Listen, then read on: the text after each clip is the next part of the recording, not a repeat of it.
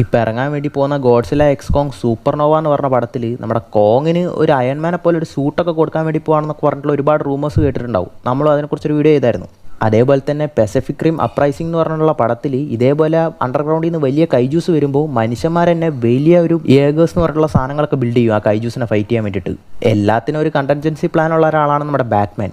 ഇങ്ങനെ DC യൂണിവേഴ്സിൽ ഒരു കൈജൂസ് വന്നു കഴിഞ്ഞാൽ പുള്ളി എന്തായിരിക്കും ചെയ്യുക? ആക്ച്വലി നമ്മുടെ ബാറ്റ്മാനും ഇതേപോലെ തന്നെ ഒരു വലിയ ഏഗർ പോലത്തെ ഒരു സാധനം ബിൽഡ് ചെയ്യുന്നുണ്ട്. ഗോഡ്സിലയും കോങ്ങും നമ്മുടെ DC യൂണിവേഴ്സിലേക്ക് വരുമ്പോൾ അതുങ്ങളെ എതിർക്കാൻ വേണ്ടിയിട്ടാണ് ബാറ്റ്മാൻ ആ വലിയ ബാറ്റ്മാൻ സ്യൂട്ടിനെ ക്രിയേറ്റ് ചെയ്യുന്നത്. ആ മൊത്തം സ്യൂട്ടിനും പവർ കൊടുക്കുന്ന തന്നെ ഫ്ലാഷാണ്.